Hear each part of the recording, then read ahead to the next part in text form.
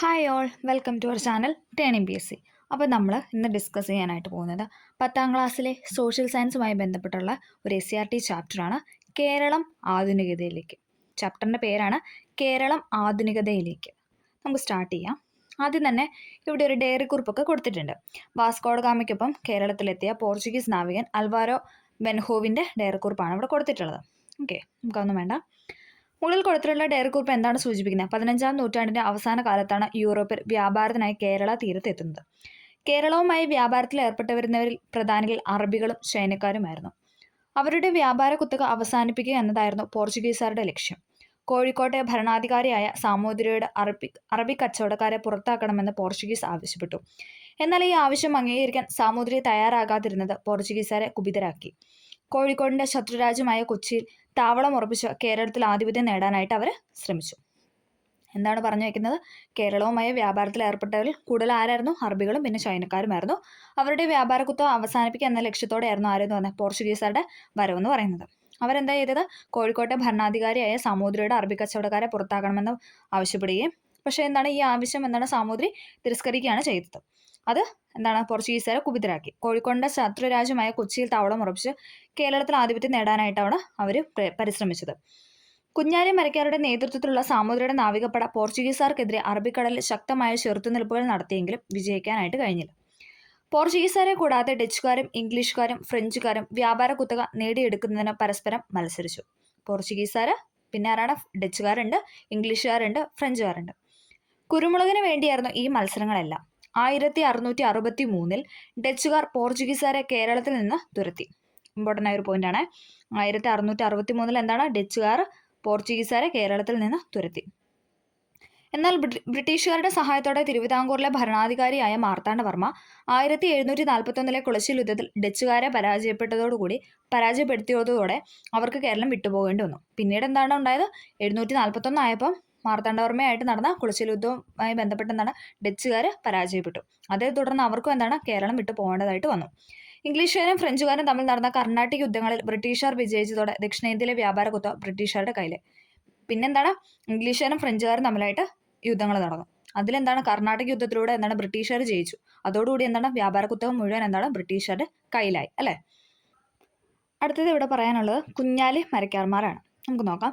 കോഴിക്കോട്ട് ഭരണം നടത്തിയിരുന്ന സാമൂതിരിമാരുടെ നാവികപ്പടയുടെ തലവന്മാരായിരുന്നു കുഞ്ഞാലി മരക്കാർമാർ. കോഴിക്കോട് ജില്ലയിലെ വടകരയ്ക്കടുത്തുള്ള പുതുപ്പണത്തെ മരക്കാർ കോട്ടയായിരുന്നു ഇവരുടെ ആസ്ഥാനം. കോഴിക്കോട് ജില്ലയിലെ വടകരയ്ക്കടുത്തുള്ള പുതുപ്പണത്തെ മരക്കാർ കോട്ടയായിരുന്നു ഇവരുടെ ആസ്ഥാനം എന്ന് പറയുന്നത്. ഇവർ 4 പേരാണ് ഉണ്ടായിരുന്നത്. പോർച്ചുഗീസുകാരുടെ കയ്യിൽ നിന്നും ശാലിയം കോട്ട തിരിച്ചു പിടിക്കാൻ സാമൂതിരിയെ സഹായിച്ചത് കുഞ്ഞാലി മൂന്നാമനായിരുന്നു. ചോദിച്ചിട്ടുണ്ട്. പോർച്ചുഗീസുകാരുടെ കയ്യിൽ നിന്നും ചാലിയംകോട്ട തിരിച്ചു പിടിക്കാനായിട്ട് സാമൂതിരിയെ സഹായിച്ചത് കുഞ്ഞാലി മൂന്നാമനായിരുന്നു. ചാലിയംകോട്ടയിലെ വിജയത്തെ പ്രകീർത്തിച്ചുകൊണ്ട് ഖാസിം മുഹമ്മദ് 16ാം നൂറ്റാണ്ടിൽ എഴുതിയ അറബി കാവ്യമാണ് ഫത്ഹുൽ മുബീൻ. അതും ചോദിച്ചിട്ടുണ്ട്. ചാലിയംകോട്ടയിലെ വിജയത്തെ പ്രകീർത്തിച്ചുകൊണ്ട് ഖാസിം മുഹമ്മദ് 16ാം നൂറ്റാണ്ടിൽ എഴുതിയ അറബി കാവ്യമാണ് ഇതെന്ന് പറയുന്നത് ഫത്ഹുൽ മുബീൻ എന്ന് പറയുന്നത്.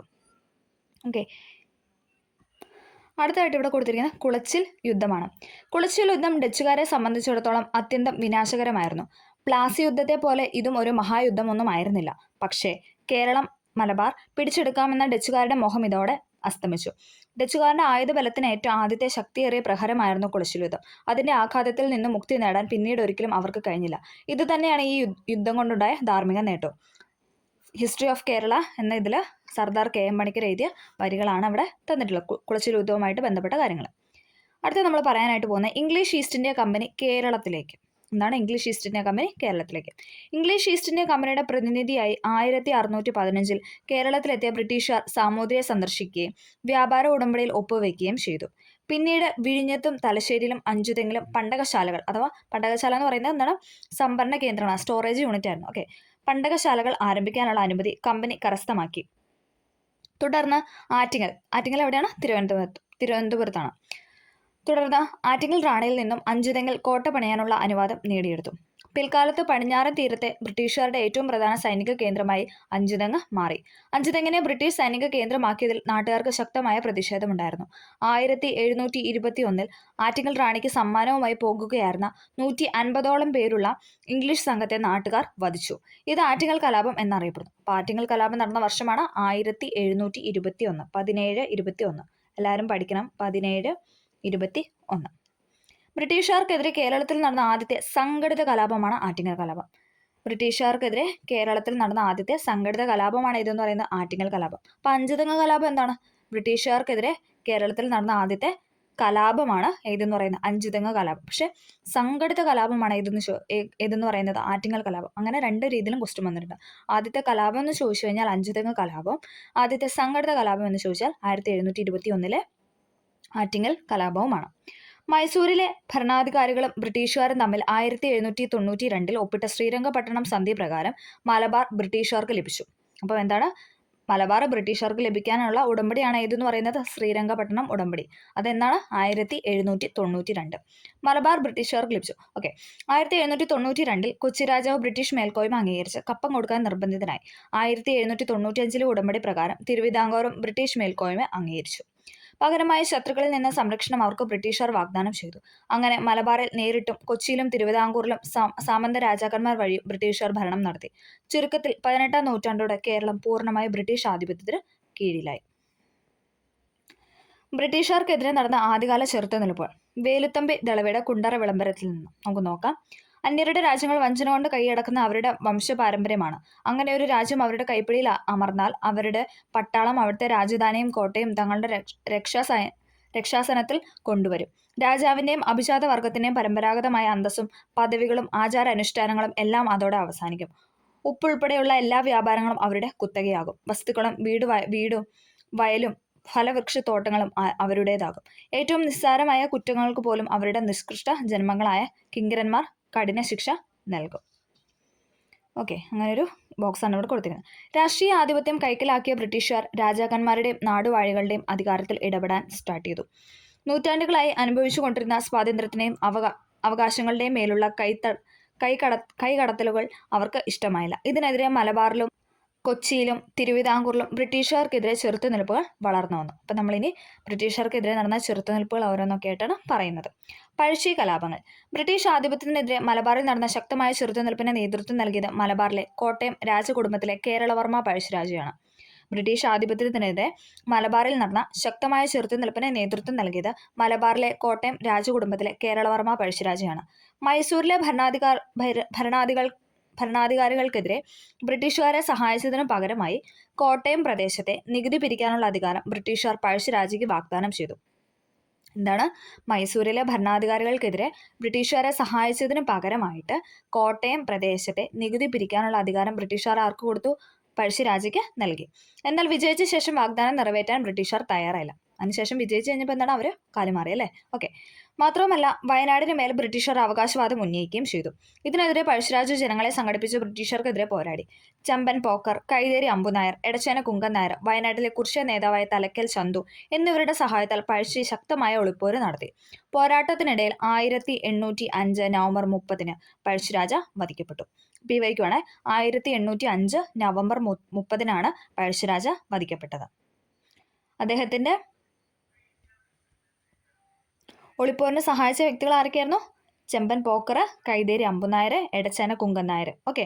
പിന്നെ ആരായിരുന്നു? വയനാട്ടിലെ കുറിച്യ നേതാവായ തലക്കൽ ചന്തു. കേരള സിംഹം. കേരള സിംഹം എന്ന പേരിൽ അറിയപ്പെട്ട പഴശ്ശിരാജയെ ബ്രിട്ടീഷ് രേഖകളിൽ പൈച്ചി രാജ എന്നും കൊട്ടിയോട്ട് രാജ എന്നുമാണ് വിശേഷിപ്പിക്കുന്നത്. നമ്മൾക്ക് PYക്കോട് ക്വസ്റ്റ്യൻ ചോദിച്ചിട്ടുണ്ട്. പൈച്ചരാജ എന്നും കൊട്ടിയോട്ട് രാജ എന്നും അറിയപ്പെടുന്ന ആരാന്ന് ചോദിച്ചിട്ടുണ്ട്. ആരാണ്? പഴശ്ശിരാജയാണ്.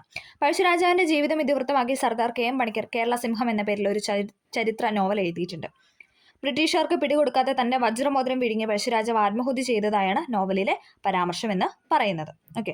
സർദാർ KM പണിക്കർ പഴശ്ശിരാജയെ കുറിച്ച് എഴുതിയിട്ടുള്ള ചരിത്ര നോവലാണ് ഇതെന്ന് പറയുന്നത് കേരള സിംഹം. ഓക്കെ. വേലുത്തമ്പിയും പാലിയത്തച്ഛനും. തിരുവിതാംകൂറിന്റെയും കൊച്ചിയുടെയും ആഭ്യന്തര കാര്യങ്ങളിൽ ബ്രിട്ടീഷുകാർ അനിയന്ത്രിതമായി ഇടപെട്ടതിനെതിരെയാണ് ദിവാൻമാരായ വേലുത്തമ്പിയും പാലിയത്തച്ഛനും പ്രതിഷേധിച്ചത്.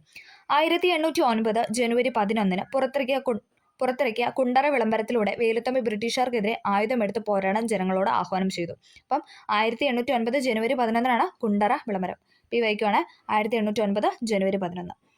തിരുവിതാംകൂറിന്റെയും കൊച്ചിയുടെയും സംയുക്ത സൈന്യം ബ്രിട്ടീഷ് റെസിഡന്റ് മെക്കാളയുടെ ഔദ്യോഗിക വസതി ആക്രമിച്ചു. പക്ഷേ ബ്രിട്ടീഷ് സൈന്യത്തിന് മുൻപിൽ പിടിച്ചു നിൽക്കാൻ ഇവർക്ക് കഴിഞ്ഞില്ല. പിടിക്കപ്പെടുമെന്ന് ഉറപ്പായപ്പോൾ വേലുത്തമ്പി ദളവ മണ്ണടിയിലെ ക്ഷേത്രത്തിൽ വെച്ച് ആത്മഹത്യ ചെയ്തു. അരിശം തീരാത്ത ബ്രിട്ടീഷ് വേലുത്തമ്പി ദളവയുടെ മൃതശരീരം തിരുവനന്തപുരത്തെ കണ്ണമ്മൂലയിൽ കെട്ടിത്തൂക്കി. ആ ഒരു ദേഷ്യത്തെ തുടർന്ന് ബ്രിട്ടീഷുകാർ എന്താ ചെയ്ത, വേലുത്തമ്പി ദളവയുടെ മൃതശരീരം തിരുവനന്തപുരത്തെ കണ്ണമ്മൂലയിൽ കെട്ടിത്തൂക്കി.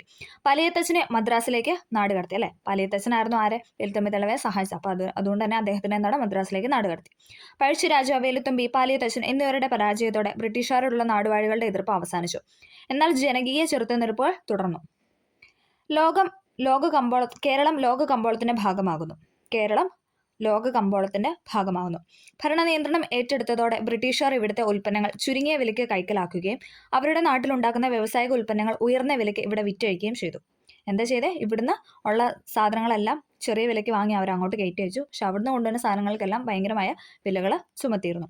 ഇതോടെ സ്വയം പര്യാപ്തമായിരുന്ന നമ്മുടെ ഗ്രാമീണ സമ്പദ് വ്യവസ്ഥ തകർന്നു. അങ്ങനെ ബ്രിട്ടീഷ് ഭരണത്തിന് കീഴിൽ വിദേശ വ്യാപാരം വൻതോതിൽ വർദ്ധിച്ചു. കേരളം ലോക കമ്പോളത്തിന്റെ ഭാഗമായിട്ട് മാറി. നോക്കിക്കേ, നാളികേരം, ശർക്കര, കശുവണ്ടി, കുരുമുളക്, അടയ്ക്ക, ഇരുമ്പയിര്, ഇതൊക്കെ എന്താണ് ഇവിടുന്ന് കയറ്റുമതി ചെയ്തു. ഏതൊക്കെയാണ്? നാളികേരം, ശർക്കര, കശുവണ്ടി, കുരുമുളക്, അടയ്ക്ക, ഇരുമ്പയിര്. ഇങ്ങോട്ട് ഇറക്കുമതി ചെയ്ത് എന്തൊക്കെയാണ്? തുണിത്തരങ്ങൾ, മണ്ണെണ്ണ, പുകയില, പഞ്ചസാര, ലോഹ ഉൽപ്പന്നങ്ങൾ. തുണിത്തരങ്ങൾ, മണ്ണെണ്ണ, പുകയില, പഞ്ചസാര, ലോഹ ഉൽപ്പന്നങ്ങൾ ഇതെല്ലാം എന്താണ് ഇങ്ങോട്ട് ഇറക്കുമതി ചെയ്തു. വ്യാപാരം സുഗമമാക്കാൻ മലബാറിലും കൊച്ചിയിലും തിരുവിതാംകൂറിലും നിലനിന്നിരുന്ന വ്യാപാര നിയമങ്ങൾ തങ്ങൾക്ക് അനുകൂലമായി ബ്രിട്ടീഷുകാർ ഭേദഗതി ചെയ്തു. ഏകീകരിച്ച നാണയ വ്യവസ്ഥയും അളവുതൂക്ക സമ്പ്രദായം നടപ്പിലാക്കി. വ്യാപാരത്തിനായി ഗതാഗത സൗകര്യങ്ങൾ മെച്ചപ്പെടുത്താൻ റോഡുകളും പാലങ്ങളും റെയിൽപാളങ്ങളും പണിതു. ചരക്ക് ഗതാഗതം സുഗമമാക്കാൻ കൊച്ചി, കോഴിക്കോട്, ആലപ്പുഴ തുറമുഖങ്ങൾ വികസിപ്പിച്ചു. ഇവിടെ ഒരു ബോക്സ് കൊടുത്തിട്ടുണ്ട്, റെയിൽപാത എന്നുണ്ട്. നമുക്ക് നോക്കാം. കേരളത്തിലെ ആദ്യത്തെ റെയിൽപാത നിർമ്മിച്ചത് ബ്രിട്ടീഷുകാരാണ്. ബേപ്പൂർ മുതൽ തിരൂർ വരെ നീണ്ടു കിടക്കുന്ന ഈ റെയിൽപാത 1861 നിർമ്മിച്ചത്. 1861 കേരളത്തിലെ റെയിൽപാത നിർമ്മിച്ചത്. എവിടെ തൊട്ട് എവിടം വരെയാണ്? ബേപ്പൂർ മുതൽ തിരൂർ വരെ. അസംസ്കൃത വസ്തുക്കൾ കൊണ്ടുപോകുന്നതിനും വ്യവസായ ഉൽപ്പന്നങ്ങൾ വിദൂര ഗ്രാമങ്ങളിൽ പോലും എത്തിക്കുന്നതിനും വേണ്ടിയായിരുന്നു ബ്രിട്ടീഷുകാർ എന്താണ് ഈ റെയിൽവേ പാത കൊണ്ടുവന്നതെന്ന് പറയുന്നത്. ഓക്കെ, 1861 ബേപ്പൂർ മുതൽ തിരൂർ വരെയാണ് കേരളത്തിൽ ആദ്യത്തെ റെയിൽപാത വന്നത്. അത് ആരാണ് കൊണ്ടുവന്നത് അല്ലെങ്കിൽ ആരാണ് നിർമ്മിച്ചതെന്ന് ചോദിച്ചാൽ ആരാണ്? ബ്രിട്ടീഷുകാരാണ്. അടുത്തത് ഭൂബന്ധങ്ങളിലുണ്ടായ മാറ്റങ്ങൾ. ബ്രിട്ടീഷ് ഭരണം ഭൂമിയുടെ മേൽ വിവിധ ജനവിഭാഗങ്ങൾക്കുണ്ടായിരുന്ന അവകാശങ്ങളിൽ വലിയ മാറ്റം വരുത്തി.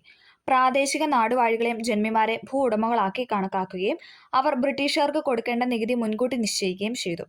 ജന്മിമാരും നാടുവാഴികളും കുടിയന്മാരുടെ മേൽ നികുതി ഭാരം അടിച്ചേൽപ്പിക്കുകയും കൃഷിക്കാരെ കുടിയൊഴിപ്പിക്കുകയും ചെയ്തു. ജന്മിമാരും നാടുവാഴികളും കുടിയന്മാരുടെ മേൽ എന്താണ് നികുതി ഭാരം അടിച്ചേൽപ്പിച്ചു. അതുകൂടാതെ എന്താണ് കൃഷിക്കാരെ കുടിയൊഴിപ്പിക്കുകയും ചെയ്തു. ഇതോടെ മലബാറിലെ കൃഷിക്കാരുടെ ജീവിതം കൂടുതൽ പരിതാപകരമായി. ഇതിനെതിരെ നടന്ന കലാപങ്ങളെ പറ്റി മുൻ അധ്യായത്തിൽ പരാമർശിച്ചത് ഓർക്കുമല്ലോ അല്ലെ? നമുക്കറിയാം, മാപ്പിള കലാപത്തിനെ പറ്റിയൊക്കെ നമ്മൾ പഠിച്ചായിരുന്നു. മാപ്പിള കലാപങ്ങളെക്കുറിച്ച് അന്വേഷിക്കാൻ നിയമിച്ച ലോഗൻ കമ്മീഷൻ, അല്ലെ, വില്യം ലോഗനായിരുന്നു എന്തെന്ന് പറയുന്നത് മാപ്പിള കലാപങ്ങളെക്കുറിച്ച് അന്വേഷിക്കാനായിട്ട് നിയമിച്ച കമ്മിറ്റി എന്ന് പറയുന്നത്. മാപ്പിള കലാപങ്ങളെക്കുറിച്ച് അന്വേഷിക്കാൻ നിയമിച്ച ലോഗൻ കമ്മീഷന്റെ ശുപാർശയുടെ അടിസ്ഥാനത്തിൽ 1929 മലബാർ കുടിയായ്മ നിയമം നടപ്പിലാക്കിയതോടെ കർഷകർക്ക് ഭൂമിയുടെ മേൽ നാമമാത്രമായെങ്കിലും അവകാശം ലഭിച്ചു. അപ്പം 1929 മലബാറിൽ കുടിയായ്മ നിയമം വന്നു, അല്ലെ, മലബാർ കുടിയായ്മ നിയമം വന്നു. അതോടുകൂടി എന്താണ് കർഷകർക്ക് ഭൂമിയുടെ മേൽ എന്താ നാമമാത്രമെങ്കിലും, അല്ലെ, പേരിനെങ്കിലും ഒരു അവകാശം ലഭിച്ചു. തിരുവിതാംകൂറിൽ മാർത്താണ്ഡവർമ്മയുടെ കാലം മുതൽ തന്നെ ഭൂ ഉടമ ബന്ധങ്ങളിൽ മാറ്റം വരുത്തിയിരുന്നു. മാടമ്പിമാരുടെ ഭൂമിയെല്ലാം പണ്ടാരം വക അഥവാ സർക്കാർ വക ഭൂമിയായിട്ട് മാറി. ഈ പണ്ടാരം വക ഭൂമിയിലെ കുടിയാന്മാർക്ക് അവർ കൃഷി ചെയ്യുന്ന ഭൂമി സ്വന്തമായി നൽകിക്കൊണ്ടുള്ള സുപ്രധാന വിളംബരം 1865 തിരുവിതാംകൂർ സർക്കാർ പുറപ്പെടുവിച്ചു. ഇത് പണ്ടാരപ്പാട്ട വിളംബരം എന്നറിയപ്പെടുന്നു. അപ്പോൾ പണ്ടാരപ്പാട്ട വിളംബരം എന്നാണ് 1865. മലബാർ കുടിയായ്മ നിയമം എന്നാണ് 1929. ഓക്കെ, രണ്ടും പഠിക്കണം കേട്ടോ. ഇത് പണ്ടാരപ്പാട്ട വിളംബരം എന്നറിയപ്പെടുന്നു. 1896 പാസാക്കിയ ജന്മി കുടിയായ്മ നിയമപ്രകാരം തിരുവിതാംകൂറിൽ കുടിയാന് മേൽ ഉടമാവകാശം ലഭിച്ചു. അങ്ങനെ ഭൂരിഭാഗം കുടിയാന്മാരും തിരുവിതാംകൂറിൽ നാമമാത്രമായ ഭൂ ഉടമകളായിട്ട് മാറി. ഇതിനു പകരമായി അവർ സർക്കാരിലേക്ക് വലിയ നികുതി അടയ്ക്കേണ്ടി വരുന്നു. ചുരുക്കത്തിൽ തിരുവിതാംകൂറിലെ കർഷകരും നികുതി ഭാരം കൊണ്ട് പൊറുതിമുട്ടി. 1914 കൊച്ചിയിൽ കുടിയായ്മ നിയമം നിലവിൽ വന്നത്. അപ്പം 1929 മലബാർ കുടിയായ്മ നിയമം. ഇനി പണ്ടാരപ്പാട്ട വിളംബരം എന്നാണ് 1865. കൊച്ചി കുടിയായ്മ നിയമം എന്താണ് 1914. ഓർഡറിൽ പറയുകയാണെങ്കിൽ 1865 തിരുവിതാംകൂറിലെ പണ്ടാരപ്പാട്ട വിളംബരം, 1914 കൊച്ചി കുടിയായ്മ നിയമം, 1929 മലബാർ കുടിയായ്മ നിയമം. തിരുവിതാംകൂർ, കൊച്ചി, മലബാർ അതെ ഇവിടെ കൊടുത്തിട്ടുണ്ട്. തിരുവിതാംകൂറിൽ 1865 പണ്ടാരപ്പാട്ട വിളംബരം, കൊച്ചിയിൽ 1914 കുടിയായ്മ നിയമം, മലബാറിൽ 1929 മലബാർ കുടിയായ്മ നിയമം. അടുത്തത് കാർഷിക മേഖലയിലെ വാണിജ്യവൽക്കരണം. ബ്രിട്ടീഷ് ആധിപത്യം കേരളത്തിലെ കാർഷിക രീതിയിൽ വലിയ മാറ്റങ്ങൾക്ക് വഴിതെളിച്ചു. കേരളീയ ഉൽപ്പന്നങ്ങൾക്ക് വിദേശ കമ്പോളങ്ങളിൽ ധാരാളം ആവശ്യക്കാരുണ്ടായിരുന്നു. മലയോര പ്രദേശങ്ങളിൽ കാപ്പി, തേയില, ഏലം, റബ്ബർ എന്നിവ വൻകിട തോട്ടങ്ങളിലായി കൃഷി ചെയ്യാൻ തുടങ്ങി. മറ്റു വിളകൾ കൃഷി ചെയ്തതോടെ നെല്ലിന്റെ ഉൽപ്പാദനം കുറയുകയും പല പ്രദേശങ്ങളിലും ഭക്ഷ്യക്ഷാമം പടർന്നു പിടിക്കുകയും ചെയ്തു. ഇതിന് പരിഹാരമായി മരച്ചീനി കൃഷി വ്യാപിച്ചു. ഇതേ കാലത്തു തന്നെയാണ് ബ്രിട്ടീഷുകാരനായ കൊനോലിയുടെ നേതൃത്വത്തിൽ നിലമ്പൂരിൽ തേക്കുംതോട്ടം ആരംഭിച്ചു. ഈ തോട്ടങ്ങൾ ഭൂരിഭാഗവും ബ്രിട്ടീഷുകാരുടെ ഉടമസ്ഥതയിലായിരുന്നു. വനഭൂമി വൻതോതിൽ ബ്രിട്ടീഷുകാർക്ക് പതിച്ചു നൽകുകയും തോട്ടങ്ങളിലേക്ക് ഗതാഗത സൗകര്യങ്ങൾ ഏർപ്പെടുത്തുകയും തിരുവിതാംകൂറിലെ കൊച്ചിയിലെയും ഭരണാധികാരികൾ തോട്ടകൃഷി പ്രോത്സാഹിപ്പിച്ചു. അങ്ങനെ കേരളം വാണിജ്യ വിളകൾ കൃഷി ചെയ്യുന്ന പ്രദേശമായിട്ട് മാറി. Connolly plot. വ്യാപാര ആവശ്യത്തിനുള്ള കപ്പലുകൾ നിർമ്മിക്കുന്നതിന് വൻതോതിൽ തേക്കുമരങ്ങൾ ബ്രിട്ടീഷ് ഈസ്റ്റ് ഇന്ത്യ കമ്പനിക്ക് ആവശ്യമായിട്ട് വന്നു. തേക്കിനു പറ്റിയ മലബാറിലെ വളക്കൂറുള്ള മണ്ണിൽ തേക്കുമരങ്ങൾ വച്ചുപിടിപ്പിക്കാൻ കളക്ടറായ ഹെൻറി വാലന്റൈൻ കൊനോലിയെ കമ്പനി ചുമതലപ്പെടുത്തി. നിലമ്പൂർ മേഖലയിലെ 1500 ഏക്കറിലും കൊനോലി തേക്ക് വെച്ച് പിടിപ്പിച്ചു. ഇത് പിന്നീട് കൊനോലി പ്ലോട്ട് എന്ന് പറയപ്പെടുന്നു. അല്ലെ, 1500 ഏക്കറിൽ അദ്ദേഹം തേക്ക് വെച്ച് പിടിപ്പിച്ചു. അതേ തുടർന്ന് കൊനോലി പ്ലോട്ട് എന്നാണ് അവിടെ നിലമ്പൂർ തേക്കുംതോട്ടം അറിയപ്പെടുന്നത്. തോട്ട വ്യവസായത്തിനെയും പരമ്പരാഗത വ്യവസായത്തിനെയും വളർച്ച. തോട്ടവിളകൾ സംസ്കരിക്കുന്നതിനും കയറ്റി അയക്കുന്നതിനുമായി ബ്രിട്ടീഷുകാർ കേരളത്തിൽ ഫാക്ടറികൾ ആരംഭിച്ചു. തേയില, കാപ്പി, റബ്ബർ എന്നിവ തോട്ടമേഖലകളിൽ വളർന്നു വന്ന വ്യവസായങ്ങളാണ്. ഇതോടൊപ്പം നാളികേരം, കയറ്, കശുവണ്ടി, കൈത്തറി, ബീഡി തുടങ്ങിയവയുമായി ബന്ധപ്പെട്ട പരമ്പരാഗത വ്യവസായങ്ങളും ശക്തി ആർജിച്ചു. എണ്ണയാട്ടുമില്ലുകൾ കേരളത്തിൽ വ്യാപകമായി. ആലപ്പുഴയായിരുന്നു വെളിച്ചെണ്ണ വ്യവസായത്തിന്റെ പ്രധാന കേന്ദ്രമെന്ന് പറയുന്നത്. 1859 ആദ്യത്തെ കയർ ഫാക്ടറി ആലപ്പുഴയിൽ സ്ഥാപിതമായി. കഴിഞ്ഞ ദിവസം നടന്ന എക്സാമിന് പോലും ചോദിച്ചു. 1859 കയർ ഫാക്ടറി ആദ്യമായിട്ട് കേരളത്തിൽ വന്ന എവിടെയെന്ന് ചോദിച്ചാൽ ആലപ്പുഴയിലാണ്. കശുവണ്ടി ഫാക്ടറികൾ കൊല്ലം കേന്ദ്രമായിട്ട് വളർന്നു വന്നു. കശുവണ്ടി ഫാക്ടറി എവിടെയാണ്? കൊല്ലം കേന്ദ്രീകരിച്ചായിരുന്നു. ഫറോക്ക്, കൊല്ലം, ഒല്ലൂര് തുടങ്ങിയ പ്രദേശങ്ങളിൽ ഓട്ട് കമ്പനികളും കണ്ണൂരും കോഴിക്കോട്ടും കൈത്തറി നിർമ്മാണശാലകളും ആരംഭിച്ചു. ബീഡി വ്യവസായം കണ്ണൂർ കേന്ദ്രമായിട്ട് വളർന്നു. ആധുനിക വ്യവസായങ്ങളുടെ ഉദയം. 20-ാം നൂറ്റാണ്ടിന്റെ പകുതിയോടെയാണ് ആധുനിക വ്യവസായശാലകൾ കേരളത്തിൽ സ്ഥാപിക്കപ്പെട്ടു വന്നത്. അവയിൽ ഭൂരിഭാഗവും തിരുവിതാംകൂറിലും കൊച്ചിയിലും ആയിരുന്നു. ബ്രിട്ടീഷുകാർ വ്യവസായങ്ങൾക്ക് ആവശ്യമായ സാങ്കേതിക സാമ്പത്തിക സഹായങ്ങൾ നൽകി. പള്ളിവാസൽ വൈദ്യുതി നിലയം സ്ഥാപിക്കപ്പെട്ടത് ആധുനിക വ്യവസായങ്ങളുടെ വളർച്ച ത്വരിതപ്പെടുത്തി. അക്കാലത്ത് സ്ഥാപിക്കപ്പെട്ട മറ്റു വ്യവസായശാലകളാണ് തന്നിട്ടുള്ളത്. നമുക്ക് നോക്കാം. Punalur paper mill. അതെവിടെയാണ്? കൊല്ലത്താണ്. കൊല്ലം പുനലൂർ എന്നാണ് പറയുന്നത് അല്ലെ. പുനലൂർ പേപ്പർ മില്ല് കൊല്ലം. കളമശ്ശേരിയിലെ ഫാക്ട് FACT. കളമശ്ശേരിയിലെ ഫാക്ട് എവിടെയാണ്? എറണാകുളം അല്ലെ. എറണാകുളത്താണ് കളമശ്ശേരി. കുണ്ടറ സിറാമിക്സ്. കുണ്ടറ എവിടെയാണ്? കൊല്ലം അല്ലെ. കണക്ട് ചെയ്യാം. കുണ്ടറ കൊല്ലം. കുണ്ടറ സിറാമിക്സ് കൊല്ലം. Rubber works Thiruvananthapuram. കോട്ടയം എഴുതരുത്. റബ്ബർ വർക്ക്സ് എന്ന് പറയുന്നത് തിരുവനന്തപുരത്താണ്. Tata oil mills Kochi. അളഗപ്പ തുണിമില്ല് കൊച്ചി. അപ്പോൾ rubber works Thiruvananthapuram, Tata oil mill Kochi, Alagappa തുണിമില്ല് Kochi. Punalur paper mill കൊല്ലം. കളമശ്ശേരിയിലെ ഫാക്ട് FACT എവിടെയാണ്? എറണാകുളത്താണ്. കുണ്ടറ സിറാമിക്സ് കൊല്ലം. മൂലധനം സ്വരൂപിക്കുന്നതിനുള്ള പണമിടപാട് സ്ഥാപനങ്ങളായി ബാങ്കുകൾ ഇക്കാലത്ത് കേരളത്തിൽ വളർന്നു വന്നു. ആദ്യമായി രൂപം കൊണ്ട സ്വകാര്യ ബാങ്കാണ് നെടുങ്ങാടി ബാങ്ക്. അതും PYQ ആണ് അല്ലെ. ആദ്യമായി രൂപം കൊണ്ട സ്വകാര്യ ബാങ്കാണ് കേരളത്തിൽ ആദ്യമായി രൂപം കൊണ്ട സ്വകാര്യ ബാങ്കാണ് ഇതെന്ന് പറയുന്നത് നെടുങ്ങാടി ബാങ്ക്. തുടർന്ന് imperial bank, international bank, chartered bank എന്നിവ നിലവിൽ വന്നു. നമ്മൾ അടുത്ത് പറയാനായിട്ട് പോകുന്നത് സാംസ്കാരിക മേഖലയിലെ ബ്രിട്ടീഷ് സ്വാധീനം അല്ലെ. ഓരോ സ്ഥലത്തും അല്ലെ ഓരോ മേഖലയിലെയും ബ്രിട്ടീഷുകാരുടെ ആധിപത്യം അല്ലെങ്കിൽ അവർ ചെലുത്തിയ സ്വാധീനത്തെക്കുറിച്ചാണ് നമ്മൾ പറഞ്ഞുകൊണ്ടിരുന്നത് അല്ലെ. നമ്മൾ പറയാനായിട്ട് പോകുന്നത് സാംസ്കാരിക മേഖലയിലെ ബ്രിട്ടീഷ് സ്വാധീനം. യൂറോപ്യരുടെ വരവോടെയാണ് കേരളത്തിൽ അച്ചടി ആരംഭിച്ചത്. മലയാളത്തിൽ വ്യാകരണ ഗ്രന്ഥങ്ങളും നിഘണ്ടുവും തയ്യാറാക്കുന്നതിൽ കൂടുതൽ താല്പര്യം പ്രകടിച്ചിരുന്നത് ജെസ്യൂട്ട് മിഷണറിമാരാണ്. ഡോക്ടർ ആഞ്ചലോസ് ഫ്രാൻസിസ് ആണ് മലയാളത്തിൽ ആദ്യത്തെ വ്യാകരണ ഗ്രന്ഥം തയ്യാറാക്കിയത്. ആരാണ്? Doctor Angelos Francis. മലയാള ഭാഷയിൽ ആദ്യത്തെ നിഘണ്ടു രൂപപ്പെടുത്തിയത് അർണോസ് പാതിരിയാണ്. PYQ ആണ്. മലയാള ഭാഷയിൽ ആദ്യത്തെ നിഘണ്ടു രൂപപ്പെടുത്തിയത് ആരാണ്? അർണോസ് പാതിരി. മലയാള ഭാഷയിൽ അച്ചടിച്ച ആദ്യത്തെ സമ്പൂർണ്ണ ഗ്രന്ഥമാണ് സംക്ഷേപ വേദാർത്ഥം. LTCയുടെ ക്വസ്റ്റനിൽ പോലും ചോദിച്ച ക്വസ്റ്റ്യൻ ആണ് അല്ലെ. മലയാള ഭാഷയിൽ അച്ചടിച്ച ആദ്യത്തെ സമ്പൂർണ്ണ ഗ്രന്ഥമാണ് സംക്ഷേപ വേദാർത്ഥം. മിഷണറിയായ ബെഞ്ചമിൻ ബെയ്ലി ഇംഗ്ലീഷ് മലയാളം നിഘണ്ടുവും doctor Hermann Gundert Malayalam English നിഘണ്ടുവും പ്രസിദ്ധപ്പെടുത്തി. അപ്പം ബെഞ്ചമിൻ ബെയ്ലിയാണ് ഇംഗ്ലീഷ് മലയാളം നിഘണ്ടു. അതായത് ഇംഗ്ലീഷ് മലയാളം നിഘണ്ടു കൊണ്ടുവന്ന ആരാണ്? ബെഞ്ചമിൻ ബെയ്ലിയാണ്. ഇനി ഹെർമൻ ഗുണ്ടർട്ട് എന്ത് ചെയ്ത്? അദ്ദേഹം മലയാളം ഇംഗ്ലീഷ്, നേരെ തിരിച്ചല്ലേ, മലയാളം ഇംഗ്ലീഷ് നിഘണ്ടു പ്രസിദ്ധപ്പെടുത്തി. ഡോക്ടർ ഹെർമൻ ഗുണ്ടർട്ട് തലശ്ശേരിയിൽ നിന്ന് പ്രസിദ്ധപ്പെടുത്തിയ രാജ്യസമാചാരം, പശ്ചിമോദ്യം എന്നിവ മലയാളത്തിലെ ആദ്യത്തെ പത്രങ്ങളാണ്. അതും ചോദിച്ചിട്ടുണ്ട്. കേരളത്തിലെ ആദ്യത്തെ പത്രങ്ങളാണ് ഇതെന്ന് പറയുന്ന രാജ്യസമാചാരം, പശ്ചിമോദ്യം. അത് ആരാണ് സ്ഥാപിച്ചത് അല്ലെങ്കിൽ ആരാണ് പ്രസിദ്ധപ്പെടുത്തിയെന്ന് ചോദിച്ചാൽ ആരാണ്? Doctor Hermann Gundert. അദ്ദേഹം തന്നെയാണ് മലയാളം ഇംഗ്ലീഷ് നിഘണ്ടുവും തയ്യാറാക്കിയത്. ഓക്കെ. അപ്പം ഇംഗ്ലീഷ് മലയാളം ആണെങ്കിൽ ബെഞ്ചമിൻ ബെയ്ലി, മലയാളം ഇംഗ്ലീഷ് ആണെങ്കിൽ ഹെർമൻ ഗുണ്ടർട്ടും. ഇനി നമ്മൾ പറയുന്നത് മിഷനറി സംഘവും പ്രവർത്തന മേഖലയുമാണ്. മിഷനറി സംഘവും പ്രവർത്തന മേഖലയും. ലണ്ടൻ മിഷൻ സൊസൈറ്റി എവിടെയാണ്? തിരുവിതാംകൂറിലെ. അതും കഴിഞ്ഞ ദിവസത്തെ ക്വസ്റ്റ്യൻ പേപ്പറിൽ ഉണ്ടായിരുന്നു അല്ലേ. ഇതെല്ലാം എന്താണ് SRT ഫാക്ട് എല്ലാം നമുക്ക് ഇമ്പോർട്ടൻ്റ് ആണ്, ഒന്നും കളയാനായിട്ട് പറ്റത്തില്ല. കാരണം എല്ലാം ഇങ്ങനെ സെൻറ്റൻസ് ആയിട്ട് നമുക്ക് എക്സാമിന് സ്റ്റേറ്റ്മെന്റ് ആയിട്ടൊക്കെ തരുന്ന ക്വസ്റ്റ്യൻസ് ആണ്. ഓക്കെ, ലണ്ടൻ മിഷൻ സൊസൈറ്റി എവിടെയാണ്? ഇത് കൂടുതലും ചേരുമ്പടിയാണ് കേട്ടോ ചോദിക്കാറ്. തിരുവനന്തപുരത്താണ് London mission society, Thiruvananthapuram. Church mission society Kochi. Church Kochi, church Kochi എന്ന് ഓർക്കാം. Church Kochi. Basel evangelical Malabar. മലബാറിനകത്തും ഒരു ബായുണ്ട്, ബാസിലിനകത്തും ഒരു ബായുണ്ട്. മലബാർ, ബാസിൽ. ഓക്കെ, എന്നിട്ട് London mission society Thiruvithamkoor connect ചെയ്യുക. ഓക്കെ, ചർച്ച് കൊച്ചിയിലാന്ന് ഓർക്കാം. Church mission society Kochi, Thiruvithamkoor. Basel evangelical mission മലബാറിൽ. London mission society Thiruvithamkoor. ജാതിമത ഭേദമന്യേ എല്ലാവർക്കും വിദ്യാഭ്യാസം എന്ന ആശയത്തിന് കേരളത്തിൽ തുടക്കം കുറിക്കുന്ന മിഷണറിമാരുടെ വിദ്യാഭ്യാസ പ്രവർത്തനങ്ങളിലൂടെയാണ്. വിദ്യാഭ്യാസ സ്ഥാപനങ്ങൾ ആരംഭിക്കാൻ തിരുവിതാംകൂറിലെയും കൊച്ചിയിലെയും ഭരണാധികാരികൾ മിഷണറി സംഘങ്ങൾക്ക് ഭൂമി ദാനമായിട്ട് നൽകി. തിരുവിതാംകൂറിലെയും കൊച്ചിയിലെയും നാട്ടുരാജാക്കന്മാരും വിദ്യാഭ്യാസ രംഗത്ത് ഇടപെടുകയും സ്കൂളുകളും കോളേജുകളും സ്ഥാപിക്കുകയും ചെയ്തു. തിരുവിതാംകൂറിലെ ഭരണാധികാരിയായിരുന്ന ഗൗരി പാർവതിഭായ് 1817 പ്രൈമറി വിദ്യാഭ്യാസം സൗജന്യമാക്കിക്കൊണ്ട് പുറപ്പെടുവിച്ച വിളംബരം ശ്രദ്ധേയമാണ്. PYQ എന്താണ്? 1817 പ്രൈമറി വിദ്യാഭ്യാസം. നമ്മൾ പറഞ്ഞായിരുന്നല്ലേ, റാണി ഗൗരി പാർവതിബായി ആണ്, ലക്ഷ്മിബായി ഒന്ന് മാറിപ്പോകാതിരിക്കുക. എന്താണ്? പ്രൈമറിക്ക് അന്ന് പായെടുക്കുക, ദെൻ പാർവതിയിൽ പായെടുക്കുക. അപ്പോൾ ആ പാ വെച്ചിട്ട് കണക്ട് ചെയ്യാൻ പറഞ്ഞായിരുന്നല്ലേ, അതാകുമ്പോൾ നമുക്ക് മാറിപ്പോകത്തില്ല. കാരണം ലക്ഷ്മിബായി ആണോ പാർവതിബായി ആണെന്ന് ഡൗട്ട് വരും. അപ്പം 1817 പ്രൈമറി വിദ്യാഭ്യാസം സൗജന്യമാക്കിക്കൊണ്ട് വിളംബരം പുറപ്പെടുവിച്ച ഭരണാധികാരിയായിരുന്നു, തിരുവിതാംകൂറിലെ ഭരണാധികാരിയായിരുന്നു ആരെന്ന് പറഞ്ഞത്? റാണി ഗൗരി പാർവതിബായി. ബ്രിട്ടീഷുകാരുടെ വരവിന് മുമ്പ് കേരളത്തിൽ നിലനിന്നിരുന്ന ശിക്ഷാവിധികളെക്കുറിച്ച് മുൻ ക്ലാസ്സുകൾ ചർച്ച ചെയ്തിട്ടുണ്ടല്ലോ. അക്കാലത്ത് കുറ്റാരോപിതനെ ജാതി അടിസ്ഥാനമാക്കിയാണ് വിചാരണയും ശിക്ഷയും നടപ്പാക്കിയിരുന്നത്. ഈ നീതിന്യായ വ്യവസ്ഥയെ ബ്രിട്ടീഷുകാർ പരിഷ്കരിച്ചു. കുറ്റവാളിയുടെ വാദം കേട്ട ശേഷം കുറ്റത്തിന്റെ സ്വഭാവത്തിനനുസരിച്ച് ഏകീകൃതമായ ശിക്ഷാവിധികൾ നടപ്പിലാക്കാനായിട്ട് തുടങ്ങി. ഇതോടെ ജാതിക്ക് അതീതമായി നിയമത്തിനു മുന്നിൽ എല്ലാവരും തുല്യരായി. കേസുകളുടെ വിചാരണയ്ക്കായി വിവിധ സ്ഥലങ്ങളിൽ കോടതികൾ സ്ഥാപിച്ചു. ബ്രിട്ടീഷ് ഭരണത്തോടെ കേരളത്തിലെ പരമ്പരാഗത ആയുർവേദ ചികിത്സാ രീതികളേക്കാൾ ആധുനിക വൈദ്യശാസ്ത്രത്തിന് പ്രാധാന്യം ലഭിച്ചു.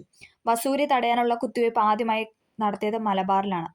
വസൂരി തടയാനുള്ള കുത്തിവയ്പ് ആദ്യമായിട്ട് നടത്തിയത് എവിടെയാണ്? മലബാറിലാണ്. PYQ ആണ്. ഇക്കാലത്ത് തിരുവിതാംകൂറിലേക്ക് ഇംഗ്ലണ്ടിൽ നിന്നും മരുന്ന് വരുത്താൻ ഒരു കമ്പനിയെ തന്നെ രാജാവ് നിയമിച്ചു.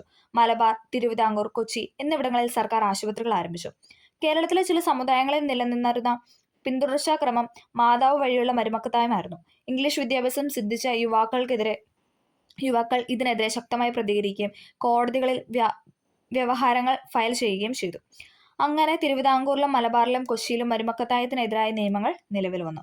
മക്കത്തായ സമ്പ്രദായത്തിൽ നിന്നാണ് ഈ നിയമങ്ങൾ ഊന്നൽ നൽകിയത്. ഇതുപ്രകാരം തറവാട്ടിലെ എല്ലാ അംഗങ്ങൾക്കും സ്വത്തിനുമേൽ അവകാശം ലഭിച്ചു. ഇത് തറവാട്, കൂട്ടുകുടുംബം എന്നിവയുടെ തകർച്ചയ്ക്ക് കാരണമായി. കേരളത്തിലെ വിഭവങ്ങൾ ചൂഷണം ചെയ്യാനും ഭരണം സുഗമമാക്കാനുമുള്ള നടപടികളുടെ ഭാഗമായിരുന്നു ഈ പരിഷ്കാരങ്ങളെങ്കിലും കേരള സമൂഹത്തിന്റെ ആധുനീകരണത്തിന് ഇവ സഹായകമായി എന്നാണ് പറയുന്നത്. അടുത്ത നമ്മൾ പറയാനായിട്ട് പോകുന്നത് പരിഷ്കരണ പ്രസ്ഥാനങ്ങളും സാമൂഹിക മാറ്റങ്ങളും. കേരളം ഒരു ഭ്രാന്താലയം. മലബാറിൽ കേരളം ഞാൻ കണ്ടതിനേക്കാൾ കവിഞ്ഞൊരു വിഡ്ഢിത്തം ഇതിനു മുൻപ് എവിടെയും കണ്ടിട്ടില്ല. സവർണർ നടക്കുന്ന വഴിയിൽ കൂടി അവർണരെ നടന്നുകൂടാ. ഈ മലബാറുകാരെല്ലാം ഭ്രാന്തന്മാരാണ്, അവരുടെ വീടുകൾ അത്രയും ഭ്രാന്താലയങ്ങൾ. ഇങ്ങനെ പറഞ്ഞ വ്യക്തി ആരാണ്? സ്വാമി വിവേകാനന്ദനാണ് അല്ലേ. 19-ാം നൂറ്റാണ്ടിലെ കേരളത്തിന് സാമൂഹിക വ്യവസ്ഥ വിശദമാക്കുന്ന സ്വാമി വിവേകാനന്ദന്റെ പരാമർശം ശ്രദ്ധിച്ചല്ലോ.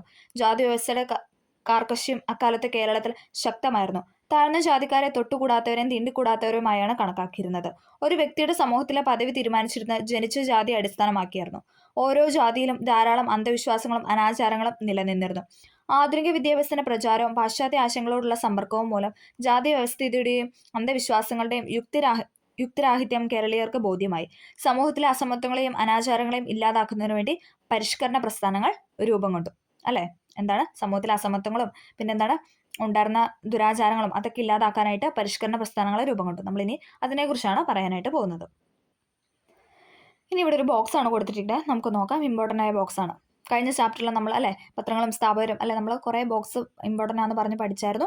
അതൊക്കെ എല്ലാവർക്കും ഓർമ്മയിലുണ്ടെന്ന് തന്നെ പ്രതീക്ഷിക്കുന്നു. നമുക്കിനി അടുത്ത് ഇതൊരു വലിയ ബോക്സ് ആണ്, നമുക്ക് നോക്കാം. വൈകുണ്ഠസ്വാമികൾ സ്ഥാപിച്ചാണ് സമത്വ സമാജം അല്ലെ. ഇതൊന്നും ഞാൻ റിപ്പീറ്റ് എക്സാമിന് ചോദിച്ചാണെന്ന് പറയുന്നില്ല, കാരണം ഇതെല്ലാം PYQ ആണ്. ഓക്കെ, സമത്വ സമാജം ആരുടെയാണ്? വൈകുണ്ഠ സ്വാമികൾ. കൂട്ടുകുടുംബ വ്യവസ്ഥ, സംബന്ധം, മരുമക്കത്തായം എന്നിവയ്ക്കെതിരെ പോരാടിയ വ്യക്തിയാണ് ആരെന്ന് പറയുന്നത്? ചട്ടമ്പി സ്വാമികൾ. ശ്രീനാരായണ ധർമ്മ പരിപാലന യോഗം കഴിഞ്ഞ ദിവസം പറഞ്ഞായിരുന്നു അല്ലെ. SNDP സ്ഥാപിച്ചാരാണ്? ശ്രീനാരായണ ഗുരുവാണ്. അനാഥാലയങ്ങളും വിദ്യാലയങ്ങളും സ്ഥാപിച്ചു. കുര്യാക്കോസ് ഏലിയാസ് ചാവറ. അദ്ദേഹം എന്താ ചെയ്തത്? അനാഥാലയങ്ങളും വിദ്യാലയങ്ങളും സ്ഥാപിച്ചു. സാധുജന പരിപാലന സംഘം ഇതാരുടെയാണ്? അയ്യങ്കാളിയുടെ അല്ലെ. സാധുജന പരിപാലന സംഘം അയ്യങ്കാളി. തിരുവിതാംകൂർ മുസ്ലിം മഹാജനസഭ ആര് സ്ഥാപിച്ചാണ്? വക്കം അബ്ദുൽ ഖാദർ മൗലവി. വക്കം അബ്ദുൽ ഖാദർ മൗലവിയാണ് തിരുവിതാംകൂർ മുസ്ലിം മഹാജനസഭ സ്ഥാപിച്ചത്. ആത്മവിദ്യാസംഘം ആരുടെയാണ്? വാഗ്ബടാനന്ദന്റെ. സമത്വ സമാജം വൈകുണ്ഠസ്വാമികളുടെ. ശ്രീനാരായണ ധർമ്മപരിപാലന യോഗം ശ്രീനാരായണ ഗുരു. സാധുജന പരിപാലന സംഘം അയ്യങ്കാളി. തിരുവിതാംകൂർ മുസ്ലിം മഹാജനസഭ വക്കം അബ്ദുൽ ഖാദർ മൗലവി. ആത്മവിദ്യാസംഘം വാഗ്ബടാനന്ദൻ. സഹോദരൻ അയ്യപ്പന്റെയാണ് സഹോദര പ്രസ്ഥാനം. നമുക്ക് പേരുന്ന് കണക്ട് ചെയ്യാം അല്ലെ. സഹോദര പ്രസ്ഥാനം സഹോദരൻ അയ്യപ്പൻ. അരയ സമാജം ആരുടെയാണ്? പണ്ഡിറ്റ് KP കറുപ്പൻ. പണ്ഡിറ്റ് KP കറുപ്പന്റെയാണ് Araya Samajam. Nair service society NSS അതാരുടെയാണ്? മന്നത്ത് പത്മനാഭൻ. NSS എന്ന് പറയുന്നത് മന്നത്ത് പത്മനാഭൻ സ്ഥാപിച്ചതാണ്. യോഗക്ഷേമ സഭയാണ് VT ഭട്ടതിരിപ്പാടാണ്. യോഗക്ഷേമ സഭ VT ഭട്ടതിരിപ്പാട്. പ്രത്യക്ഷ രക്ഷാ ദേവസഭ പൊയ്കേൽ യോഹനൻ അല്ലെ. കുമാര ഗുരുദേവൻ എന്നൊക്കെ പറയും. പ്രത്യക്ഷ രക്ഷാ ദേവസഭ PRDS അല്ലെ. PRDS കുമാര ഗുരുദേവൻ. ഒന്നും കൂടെ പറയാം. സമത്വ സമാജം വൈകുണ്ഠസ്വാമികള്. ശ്രീനാരായണ ധർമ്മപരിപാലന യോഗം ശ്രീനാരായണ ഗുരു. സാധുജന പരിപാലന സംഘം അയ്യങ്കാളി. തിരുവിതാംകൂർ മുസ്ലിം മഹാജനസഭ വക്കം അബ്ദുൽ ഖാദർ മൗലവി. Atmavidya Sangham Vagbhatananda. Sahodara Prasthanam Sahodaran Ayyappan. Araya Samajam Pandit KP Karuppan. Nair service society Mannath Padmanabhan. Yogakshema Sabha VT Bhattathiripad. പ്രത്യക്ഷ രക്ഷാ ദേവസഭ കുമാര ഗുരുദേവൻ. ദൈവദശകവും ആത്മോപദേശ ശതകവും. ആഴമേർ നിന്മഹസാം ആഴിയിൽ ഞങ്ങളാകവേ ആഴണം വാഴണം നിത്യം വാഴണം വാഴണം സുഖം. ശ്രീനാരായണ ഗുരു 100 വർഷം മുൻപ് രചിച്ച പ്രാർത്ഥനാ ഗീതമായ ദൈവദശകത്തിൽ നിന്നുള്ള വരികളാണ് ഈ തന്നിരിക്കുക. പിന്നെ എന്താണ് ആത്മോപദേശ ശതകം? അതെന്താണ്? അതും എന്താണ്? ശ്രീനാരായണ ഗുരുവിന്റെ ഒരു കൃതി തന്നെയാണ്. അവനിവൻ എന്നെ അറിയുന്നതൊക്കെ ഓർത്താൽ ലവനയിൽ ആദിമ ഒരു ആത്മരൂപം അവനവരുടെ ആത്മസുഖത്തിന് ആചരിക്കും അപരനു സുഖത്തിനായി വരണം. ഇത് ആത്മോപദേശ ശതകത്തിലെ വരികളാണ് തന്നിരിക്കുന്നത്. ഇത് രണ്ടും ആരുടെയാണ്? ദൈവദശകവും അതേപോലെ തന്നെ ആത്മോപദേശ ശതകവും. ഈ രണ്ട് കൃതികളും ശ്രീനാരായണ ഗുരുവിൻ്റെതാണ്. സാമൂഹ്യ പരിഷ്കരണ പ്രസ്ഥാനങ്ങൾ സാമൂഹ്യ മാറ്റത്തിനായുള്ള സമരങ്ങൾക്ക് പ്രചോദനമേകി. മാറുമറയ്ക്കാനുള്ള അവകാശത്തിനായി തെക്കൻ തിരുവിതാംകൂറിലെ ചാന്നാർ സ്ത്രീകൾ പോരാട്ടം നടത്തി. ഇതിനെ തുടർന്ന് 1859 ജാക്കറ്റും മേൽമുണ്ടും ധരിക്കാനുള്ള അവകാശം ചാന്നാർ സ്ത്രീകൾക്ക് അനുവദിക്കാൻ ഉത്തരം തിരുനാൾ മഹാരാജാവ് നിർബന്ധിതരായി. അപ്പം ചാന്നാർ ലഹള എന്നാന്ന് ചോദിച്ചാൽ 1859 അതിനെ തുടർന്ന് ഉത്തരം തിരുനാൾ മഹാരാജാവാണ് ചാന്നാർ സ്ത്രീകൾക്ക് മാറുമറയ്ക്കാനുള്ള അനുവാദം നൽകിയത്.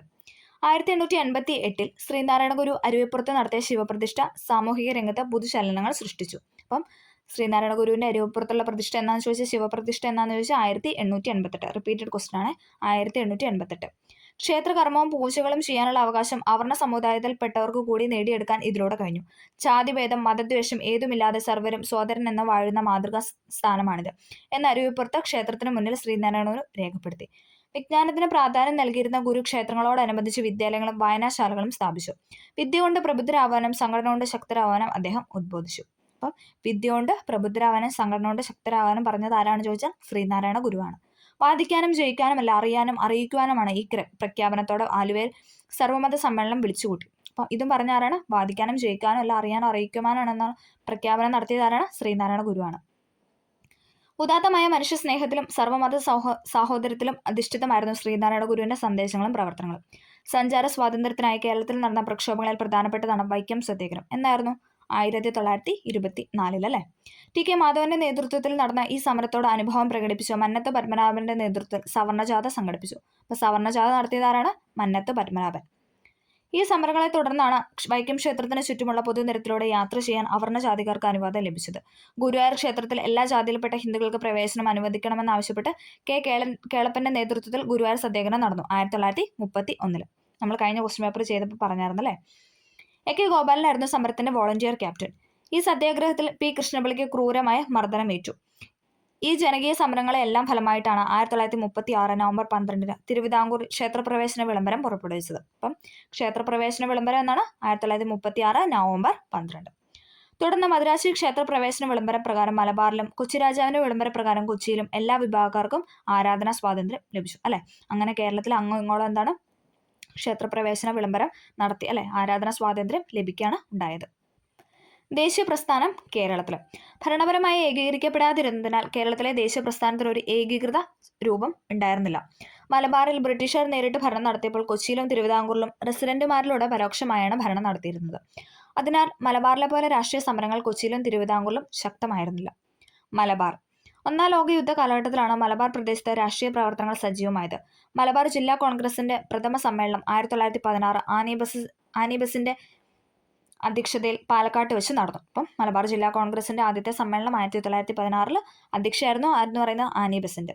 KP Keshava Menon, KP Raman Menon, Muhammad Abdurahman Sahib, K Madhavan Nair, E Moidu മൗലവി, MP നാരായണ മേനോൻ എന്നിവരായിരുന്നു ഇക്കാലത്ത് കോൺഗ്രസ് പ്രവർത്തനങ്ങൾക്ക് മലബാറിൽ നേതൃത്വം നൽകിയത്.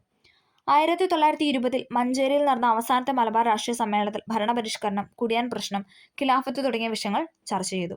1920 ഗാന്ധിജിയും ഷൗക്കത്ത് അലിയും കോഴിക്കോടെത്തി ഖിലാഫത്ത് പ്രസ്ഥാനത്തിന് പിന്തുണ പ്രഖ്യാപിച്ചു. അല്ലെ, നമ്മൾ ഖിലാഫത്ത് പ്രസ്ഥാനത്തിനെ കുറിച്ചൊക്കെ കഴിഞ്ഞ ക്ലാസ്സിൽ പറഞ്ഞായിരുന്നു. കട്ടിലശ്ശേരി മുഹമ്മദ് മൗലവി പ്രസിഡന്റിന്റെയും മുഹമ്മദ് അബ്ദുറഹ്മാന്റെയും സാഹിബിന്റെയും സെക്രട്ടറിയായും ഖിലാഫത്ത് കമ്മിറ്റി രൂപീകരിച്ചു. ഖിലാഫത്ത് പ്രസ്ഥാനം മലബാറിൽ ശക്തിപ്പെട്ടു. അതേ തുടർന്ന് മലബാറിൽ പലയിടത്തും ബ്രിട്ടീഷുകാരുമായി നേരിട്ടുള്ള ഏറ്റുമുട്ടലുകൾ ഉണ്ടായി. ഏറനാട്, വള്ളുവനാട്, പൊന്നാനി താലൂക്കുകളിലായി മലബാറിലെ കർഷകരായ മാപ്പിളമാർ ശക്തമായ പോരാട്ടങ്ങൾക്ക് നേതൃത്വം നൽകി. ഈ സമരങ്ങളെ പൊതുവെ മലബാർ കലാപം, അല്ലെ, നമ്മൾ ആദ്യം പറഞ്ഞായിരുന്നു മലബാർ കലാപം അന്വേഷിക്കാനായിട്ട് വന്ന കമ്മീഷനാണ് വില്ലൻ ലോകം എന്നൊക്കെ പറഞ്ഞായിരുന്നു, അല്ലെ, കഴിഞ്ഞ ക്ലാസ്സിലൊക്കെ നമ്മൾ ഡീറ്റെയിൽ ആയിട്ട് പഠിച്ച. ഈ സമരങ്ങളെ പൊതുവെ പറയുന്നതാണ് എന്തെന്ന് പറയുന്നത് മലബാർ കലാപം എന്നാണ് 1921. 1930 നിയമലംഘന പ്രസ്ഥാനം, അല്ലെ, നമ്മൾ പറഞ്ഞു ഉപ്പ് നിയമം അല്ലെ ലംഘിച്ചു K കേളപ്പൻ എന്നൊക്കെ നമ്മൾ പറഞ്ഞായിരുന്നു. 1930 നിയമലംഘന പ്രസ്ഥാനം മലബാറിൽ ശക്തമായി. K കേളപ്പന്റെ നേതൃത്വത്തിൽ പയ്യന്നൂരിലും മുഹമ്മദ് അബ്ദുറഹ്മാന്റെ നേതൃത്വത്തിൽ കോഴിക്കോട്ടും ഉപ്പ് നിയമം ലംഘിച്ച് ഉപ്പുണ്ടാക്കി. അപ്പം പയ്യന്നൂരിൽ ആരായിരുന്നു നേതൃത്വം നൽകിയത്? K കേളപ്പൻ. കോഴിക്കോടായിരുന്നു മുഹമ്മദ് അബ്ദുറഹ്മാൻ. ഇമ്പോർട്ടൻ്റ് ആണ്, ചോദിച്ചിട്ടുണ്ട്. ഉപ്പ് നിയമം ലംഘിച്ച് സത്യാഗ്രഹികളെ ബ്രിട്ടീഷ് പട്ടാളം ക്രൂരമായി മർദ്ദിക്കുകയും സമരക്കാരെ അറസ്റ്റ് ചെയ്യുകയും ചെയ്ത് ജയിലിലടച്ചു. വിദേശവസ്തു ബഹിഷ്കരണവും മദ്യഷാപ്പ് പിക്കറ്റിംഗിലും ഖാദി പ്രചാരണവും നിയമലംഘനത്തിന്റെ ഭാഗമായിട്ട് നടന്നു. 1934 ഗാന്ധിജി നിയമലംഘന പ്രസ്ഥാനം പിൻവലിച്ചതിൽ പ്രതിഷേധിച്ച് കേരളത്തിലെ കോൺഗ്രസ് പ്രവർത്തകരിൽ ഒരു വിഭാഗം സോഷ്യലിസ്റ്റ് പാർട്ടിക്കാരായിട്ട് മാറി. 1939 കോൺഗ്രസ് സോഷ്യലിസ്റ്റ് പാർട്ടി കമ്മ്യൂണിസ്റ്റ് പാർട്ടിയായിട്ട് രൂപപ്പെട്ടു. അപ്പം 19 ആയപ്പോൾ എന്താണ് കോൺഗ്രസ് സോഷ്യലിസ്റ്റ് പാർട്ടി എന്താണ് കമ്മ്യൂണിസ്റ്റ് പാർട്ടിയായിട്ട് മാറി. EMS Namboodiripad, AK Gopalan, P Krishnapillai എന്നിവരായിരുന്നു പ്രമുഖ കമ്മ്യൂണിസ്റ്റ് നേതാക്കന്മാർ. അവർ കർഷകരെയും തൊഴിലാളികളെയും സംഘടിപ്പിച്ച് ജന്മിത്വത്തിനും ബ്രിട്ടീഷ് സാമ്രാജ്യത്തിനുമെതിരെ സമരസജ്ജരാക്കി. കയ്യൂർ ലഹള, അതോടൊപ്പം മൊറാഴ സമരം, കരിവെള്ളൂർ സമരം എന്നിവിടങ്ങളിലൊക്കെ നമ്മൾ പഠിച്ചിട്ടുണ്ടല്ലോ. കയ്യൂർ ലഹള, മൊറാഴ സമരം, കരിവെള്ളൂർ. അപ്പം ഇവിടെയൊക്കെ എന്താണ് കർഷക സംഘത്തിന്റെ നേതൃത്വത്തിൽ സമരങ്ങൾ നടന്നു. ക്വിറ്റ് ഇന്ത്യ സമരകാലത്ത് സർക്കാർ കെട്ടിടങ്ങൾ നശിപ്പിക്കുക, പാലങ്ങൾ തകർക്കുക, ടെലിഗ്രാഫ് കമ്പികൾ മുറിച്ചിടുക തുടങ്ങിയ പ്രവർത്തനങ്ങൾ മലബാറിലും ഉണ്ടായി. ഇതിൽ പ്രധാനപ്പെട്ടതാണ് കീഴരിയൂർ ബോംബ് കേസ്. അപ്പം നമുക്ക് കണക്ട് ചെയ്യാം. 1942 ക്വിറ്റ് ഇന്ത്യ സമരം എന്ന് പറയുന്നത്. അപ്പോൾ അതേസമയം കേരളത്തിൽ നടന്നതാണ് കീഴരിയൂർ ബോംബ് കേസ് എന്ന് പറയുന്നത്. Keezhariyur bomb case. ഫറോക്ക് പാലം തകർക്കാൻ KB മേനോൻ, കുഞ്ഞിരാമ കിടാവ് എന്നിവരുടെ നേതൃത്വത്തിൽ ഗൂഢാലോചന നടന്നു എന്നാരോപിച്ച് 27 പേരെ പ്രതി ചേർത്ത് കേസ് ഫയൽ ചെയ്തു. ഓക്കെ, അടുത്താണ് പൂക്കോട്ടൂർ യുദ്ധം. നമ്മൾ അടുത്തൊരു യുദ്ധത്തിനെ പറ്റിയാണ് പറയുന്നത്. പൂക്കോട്ടൂർ യുദ്ധം. നിസ്സഹകരണവും ഖിലാഫത്തും ശക്തമായ മലബാറിൽ 1921 മലബാർ കലാപത്തിന്റെ ഭാഗമായി നടന്ന പ്രധാന സംഭവമാണ് ഇതെന്ന് പറയുന്നത് പൂക്കോട്ടൂർ യുദ്ധം എന്ന് പറയുന്നത്. നിസ്സഹകരണവും ഖിലാഫത്തും ശക്തമായ മലബാറിൽ 1921 മലബാർ കലാപത്തിന്റെ ഭാഗമായി നടന്ന പ്രധാന സംഭവമാണ് പൂക്കോട്ടൂർ യുദ്ധം. പൂക്കോട്ടൂരിലെ ഖിലാഫത്ത് കമ്മിറ്റിയുടെ സെക്രട്ടറിയായ വടക്കിവീട്ടിൽ മുഹമ്മദിനെ മോഷണക്കുറ്റം ചുമത്തി അറസ്റ്റ് ചെയ്യാൻ ബ്രിട്ടീഷ് പോലീസ് ശ്രമിച്ചതോടെയാണ് കലാപം ആരംഭിച്ചത്. 3000-ലധികം ആളുകൾ പങ്കെടുത്ത കലാപം അമർച്ച ചെയ്യാൻ ബ്രിട്ടീഷ് ഗവൺമെന്റ് ഏറെ പ്രയാസപ്പെട്ടു. യുദ്ധത്തിൽ 100 കണക്കിന് പേര് കൊല്ലപ്പെട്ടു. അടുത്ത നമ്മൾ പറയാനായിട്ട് പോകുന്ന ചേറ്റൂർ ശങ്കരൻ നായരാണ്. ഇന്റർനാഷണൽ കോൺഗ്രസിന്റെ അധ്യക്ഷ പദവിയിലായിരുന്ന ഒരേ ഒരു മലയാളിയാണ് ചേറ്റൂർ ശങ്കരൻ നായർ, അല്ലെ, C ശങ്കരൻ നായർ എന്നൊക്കെ പറയാറുണ്ട്. 1897 അമരാവതി സമ്മേളനത്തിലാണ് അദ്ദേഹം പ്രസിഡന്റായി തിരഞ്ഞെടുക്കപ്പെട്ടത്. അപ്പം അമരാവതി സമ്മേളനം 1897 1897 അമരാവതി സമ്മേളനത്തിലാണ് അദ്ദേഹം INC പ്രസിഡന്റ് ആയത്. ജാലിയൻ വാലാബാഗ് കൂട്ടക്കൊലയിൽ പ്രതിഷേധിച്ച് അദ്ദേഹം വൈസ്രോയുടെ എക്സിക്യൂട്ടീവ് കൗൺസിൽ അംഗത്വം രാജിവെച്ചു. നമ്മളോട് ചോദിച്ചിട്ടുണ്ട് 1897 അമരാവതിയുടെ പ്രസിഡന്റ് ആയതും പിന്നെന്താണ് ജാലിയൻ വാലാബാഗ് കൂട്ടക്കൊലയിൽ പ്രതിഷേധിച്ച് വൈസ്രോയുടെ എക്സിക്യൂട്ടീവ് കൗൺസിലിൽ നിന്ന് അംഗത്വം രാജിവെച്ചതും ആളെ തിരിച്ചറിയാൻ പറഞ്ഞിട്ടൊക്കെ എക്സാമിന് ചോദിച്ചിട്ടുണ്ട്. ഗാന്ധിയൻ സമരമാർഗങ്ങളോട് കടുത്ത വിയോജിപ്പ് പ്രകടിപ്പിച്ച അദ്ദേഹം ഗാന്ധിയും അരാജകത്വം, ഗാന്ധി ആൻഡ് അനാർക്കി എന്ന ഗ്രന്ഥം രചിച്ചു. അപ്പം ഗാന്ധിയും അരാജകത്വം എന്ന ഗ്രന്ഥം രചിച്ച ആരാന്ന് വെച്ചാൽ C ശങ്കരൻ നായർ അഥവാ ചേറ്റൂർ ശങ്കരൻ നായർ. ഇവിടുത്തെ മലബാർ കലാപത്തെക്കുറിച്ചുള്ള പടപ്പാട്ടൊക്കെ കൊടുത്തിട്ടുണ്ട്, നമുക്കതൊന്നും ആവശ്യമില്ല. അടുത്തത് തിരുവിതാംകൂറിനെ കുറിച്ചാണ് നമ്മൾ പറയുന്നത്. തിരുവിതാംകൂർ രാഷ്ട്രീയ പ്രക്ഷോഭത്തിന് ആരംഭം കുറിക്കുന്ന 1891 മലയാളി മെമ്മോറിയലോട് കൂടിയാണ്. അപ്പം മലയാളി മെമ്മോറിയൽ എന്നാന്ന് ചോദിച്ചാൽ 1891. സർക്കാർ ജോലികളിൽ തിരുവിതാംകൂറുകാർക്ക് മതിയായ പ്രാതിനിധ്യം ആവശ്യപ്പെട്ട് ബാരിസ്റ്റർ G.P. പിള്ളയുടെ നേതൃത്വത്തിൽ 10,000-ലധികം പേർ ഒപ്പിട്ട മെമ്മോറാണ്ടം മഹാരാജാവിന് സമർപ്പിച്ചു. ഇത് മലയാളി മെമ്മോറിയൽ എന്നാണ് അറിയപ്പെടുന്നത്. 1896 ഡോക്ടർ പൽപുവിന്റെ ഈഴവർ അനുഭവിക്കുന്ന പ്രയാസങ്ങൾ ചൂണ്ടിക്കാണിച്ച് ഈഴവ മെമ്മോറിയലും മഹാരാജാവിന് സമർപ്പിച്ചു. തിരുവിതാംകൂർ ദിവാനെ വിമർശിച്ചതിന് പേരിൽ സ്വദേശാഭിമാനി പത്രത്തിന്റെ പത്രാധിപരായ രാമകൃഷ്ണ പിള്ളയെ നാട് കടത്തിയത് വലിയ രാഷ്ട്രീയ ചലനങ്ങൾ സൃഷ്ടിച്ചു. തിരുവിതാംകൂറിലുടനീളം വിദ്യാർത്ഥി പ്രക്ഷോഭങ്ങൾ വളർന്നു വന്നു. സർക്കാർ ഉദ്യോഗങ്ങളിലും നിയമസഭയിലും ജനസംഖ്യാനുപാതികമായി സംവരണം വേണമെന്നാവശ്യപ്പെട്ട് ക്രിസ്ത്യൻ, മുസ്ലിം, ഈഴവ സമുദായക്കാർ 1932 നിവർത്തന പ്രക്ഷോഭം ആരംഭിച്ചു. അപ്പം നമ്മൾ പറഞ്ഞു 1891 എന്താണ് മലയാളി മെമ്മോറിയൽ, അതിനുശേഷം 1896 എന്താണ് ഈഴവ മെമ്മോറിയൽ, പിന്നെന്താണ് 1932 ആയപ്പോൾ നിവർത്തന പ്രക്ഷോഭം ആരംഭിച്ചു അല്ലേ, ക്രിസ്ത്യനും മുസ്ലിംസും ഈഴവരും എല്ലാവരും കൂടെ ചേർന്നിട്ട്. NV ജോസഫ്, PK കുഞ്ഞ്, C കേശവൻ എന്നിവരുടെ നേതൃത്വത്തിലാണ് ഉത്തരവാദിത്വ ഭരണത്തിനായുള്ള ഈ സമരം നടന്നത്. 1938 പട്ടം താണുള്ള പ്രസിഡന്റായി തിരുവിതാംകൂർ സ്റ്റേറ്റ് കോൺഗ്രസ് രൂപം കൊണ്ടതോടെ തിരുവിതാംകൂർ രാഷ്ട്രീയ പ്രവർത്തനങ്ങൾ സജീവമാകാനായിട്ട് തുടങ്ങി. ദിവാൻ സർ CP രാമസ്വാമി അയ്യരുടെ ഭരണപരിഷ്കാരങ്ങൾക്കെതിരെ 1946 നടന്ന പുന്നപ്ര വയലാർ സമരത്തോടെ തൊഴിലാളികളും രാഷ്ട്രീയ രംഗത്തേക്ക് വന്നു. നമ്മൾ പറഞ്ഞായിരുന്നല്ലേ, എന്താ സ്വാതന്ത്ര്യം കിട്ടുന്നതിന് തൊട്ട് മുന്നത്തെ വർഷം നടന്നതാണ് ഇതെന്ന് പറഞ്ഞാൽ പുന്നപ്ര വയലാർ സമരം എന്ന് പറയുന്നത്. അപ്പോൾ നമ്മൾ തിരുവിതാംകൂറിൽ നടന്ന കാര്യങ്ങളൊക്കെയാണ് പറഞ്ഞത്. നമ്മളടുത്ത് പറയാനായിട്ട് പോകുന്ന കൊച്ചിയാണ്. ദിവാനായ ഷൺമുഖം ചെട്ടി വൈദ്യുതി വിതരണം സ്വകാര്യ കമ്പനിയെ ഏൽപ്പിച്ചതിനെതിരെ നടന്ന ഇലക്ട്രിസിറ്റി സമരത്തോടെയാണ് കൊച്ചിയിൽ ഉത്തരവാദിത്ത ഭരണത്തിനായുള്ള പ്രക്ഷോഭങ്ങൾ ആരംഭിക്കുന്നത്. അപ്പം എന്നാണ് ഇലക്ട്രിസിറ്റി സമരം എന്നാണ്, വൈദ്യുതി സമരം എന്നാണ് 1936. എവിടെയാണെന്ന് ചോദിച്ചാൽ എവിടെയാണ്? കൊച്ചിയിലാണ്. കൊച്ചി, തൃശ്ശൂർ. ഓക്കെ. എന്നാൽ തിരുവിതാംകൂറിലെ പോലെ കൊച്ചിയിൽ പ്രക്ഷോഭങ്ങൾ ശക്തമായിരുന്നില്ല. 1941 S. നീലകണ്ഠ അയ്യർ, VR. കൃഷ്ണൻ എഴുത്തച്ഛൻ എന്നിവരുടെ നേതൃത്വത്തിൽ കൊച്ചി രാജ്യ പ്രജാമണ്ഡലം രൂപീകൃതമായ ശേഷം രാഷ്ട്രീയ സമരങ്ങൾ ശക്തിപ്പെട്ടു വന്നു. ഇക്കണ്ട വാര്യർ, പനമ്പിള്ളി ഗോവിന്ദമേനോൻ, K. അയ്യപ്പൻ തുടങ്ങിയവരായിരുന്നു കൊച്ചി രാജ്യ പ്രജാമണ്ഡലത്തിന് പ്രവർത്തനങ്ങൾക്ക് നേതൃത്വം നൽകിയത്. ആരൊക്കെയായിരുന്നു? ഇക്കണ്ട വാര്യർ, പനമ്പിള്ളി ഗോവിന്ദമേനോൻ, K. അയ്യപ്പൻ തുടങ്ങിയവരായിരുന്നു കൊച്ചി രാജ്യ പ്രജാമണ്ഡലത്തിന്റെ പ്രവർത്തനങ്ങൾക്ക് നേതൃത്വം നൽകിയത്. അടുത്ത നമ്മൾ പറയാനായിട്ട് പോകുന്ന കുറച്ച് സ്ത്രീകളെ പറ്റിയാണ്. ഇമ്പോർട്ടൻ്റ് ആയ കുറച്ച് സ്ത്രീകളാണ്. ദേശീയ പ്രസ്ഥാനങ്ങളും സ്ത്രീകളും. ഇവിടെ ഒരു പ്രസംഗമൊക്കെ കൊടുത്തിട്ടുണ്ട്. ഓക്കെ, സ്വാതന്ത്ര്യ സമര സേനാനികളുടെ തിരഞ്ഞെടുത്ത പ്രസംഗങ്ങളാണ് ഇവിടെ കൊടുത്തിരിക്കുന്നത്. ഓക്കെ. സ്ത്രീകളും കേരളമൊട്ടാകെ രാഷ്ട്രീയ പ്രക്ഷോഭങ്ങളിൽ സജീവമായി പങ്കെടുക്കുകയും അവരുടെ രാഷ്ട്രീയബോധം പ്രകടിപ്പിക്കുകയും ചെയ്തിരുന്നു. വിദേശ വസ്ത്ര ബഹിഷ്കരണം, മദ്യശാപ പിക്കറ്റിംഗ്, അയിത്തോച്ചാടനം, ഹരിജന ഉദാഹരണം, ഖാദി പ്രചാരണം എന്നിവ സ്ത്രീ പങ്കാളിത്തം കൊണ്ട് ശ്രദ്ധേയമായിരുന്നു. എന്തൊക്കെയാണ്? വിദേശ വസ്ത്ര ബഹിഷ്കരണം, മദ്യശാപ പിക്കറ്റിംഗ്, അയിത്തോച്ചാടനം, ഹരിജന ഉദാഹരണം, ഖാദി പ്രചരണം എന്നിവയും എന്താണ്? സ്ത്രീ പങ്കാളിത്തം കൊണ്ട് ശ്രദ്ധേയമായിരുന്നു. 1931 കോൺഗ്രസിന് വടകര സമ്മേളനത്തിൽ ഭാഗമായി മഹിളാ സമ്മേളനം ചേർന്നു. അത് കേരളത്തിലെ ആദ്യത്തെ മഹിളാ സമ്മേളനമായാണ് അറിയപ്പെടുന്നത്. അപ്പം കേരളത്തിലെ ആദ്യത്തെ മഹിളാ സമ്മേളനമായിട്ട് അറിയപ്പെടുന്നത് ഏതായിരുന്നു? 1931 കോൺഗ്രസിന്റെ വടകര സമ്മേളനം. മലബാറിൽ AV കുട്ടിമാളും അമ്മയും, തിരുവിതാംകൂറിൽ അക്കമ്മ ചെറിയൻ, ആനി മസ്കറീൻ തുടങ്ങിയവരും ദേശീയ പ്രക്ഷോഭത്തിന് നേതൃത്വം നൽകിയവരാണ്. കൗമുദിയെപ്പറ്റി ഗാന്ധിജി: ഹരിജോദ്ധാരണത്തിന്റെ ഭാഗമായി ഞാൻ വടകരയിൽ സംസാരിക്കുമ്പോൾ ആഭരണങ്ങൾ സംഭാവനയായി നൽകണമെന്ന് സ്ത്രീ ജനങ്ങളോട് ആവശ്യപ്പെട്ടിരുന്നു. പ്രസംഗം നിർത്തിയ ഉടനെ 16-കാരിയായ കൗമുദി എന്ന പെൺകുട്ടി പ്ലാറ്റ്ഫോമിലേക്ക് കയറി വന്നു. അവൾ കയ്യിലെ വള അഴിച്ചു തന്നുകൊണ്ട് എന്നോട് ഓട്ടോഗ്രാഫ് ആവശ്യപ്പെട്ടു. ഞാനത് നൽകാൻ ഒരുങ്ങുകയായിരുന്നു. അപ്പോൾ അവൾ അവളുടെ മറ്റേ വളയും അഴിച്ചു തന്നു. ഞാൻ പറഞ്ഞു, നീ 2 വളകളും എനിക്ക് തരണമെന്നില്ല. സ്വർണ്ണ നെക്ലേസ് ഊരി തന്നതുകൊണ്ടാണ് അവൾ അതിന് മറുപടി പറഞ്ഞത്. അവൾ ആളുകളുടെ ആഹ്ലാദാരവങ്ങൾക്കിടെ തന്റെ കർണാഭരണങ്ങൾ കൂടി അഴിച്ചു തന്നു. ഈ ആഭരണങ്ങൾക്ക് പകരം ആഭരണങ്ങൾ വാങ്ങി അണിയേണ്ടതില്ലെന്ന് ഞാൻ കൗമുദിയെ ഓർമ്മിപ്പിച്ചു. നിന്റെ ത്യാഗം നീ ഉപേക്ഷിച്ച ആഭരണങ്ങളെക്കാൾ സത്യസന്ധമായ ആഭരണമാണ്. അപ്പം ഗാന്ധിജി കൗമുദിയെ പറ്റി അല്ലെ, ആ ഒരു പെൺകുട്ടീനെ പറ്റി പറഞ്ഞ വാക്യങ്ങളാണ് കൊടുത്തിരിക്കുന്നത്. അടുത്ത നമ്മൾ പറയുന്ന ഐക്യ കേരളത്തിലേക്ക്. ഒരേ ഭാഷ സംസാരിച്ചിരുന്നവരെങ്കിലും മലയാളികൾ 3 വ്യത്യസ്ത ഭരണ മേഖലകളായിട്ട് ഭിന്നിച്ച് കിടക്കുകയായിരുന്നു അല്ലെ. നമുക്കറിയാം, മലബാർ, കൊച്ചി, തിരുവിതാംകൂർ. 1920 നാഗ്പൂരിൽ ചേർന്ന കോൺഗ്രസ് സമ്മേളനം ഭാഷാടിസ്ഥാനത്തിൽ സംസ്ഥാന കോൺഗ്രസ് കമ്മിറ്റികൾ രൂപീകരിക്കാനായിട്ട് തീരുമാനിച്ചു.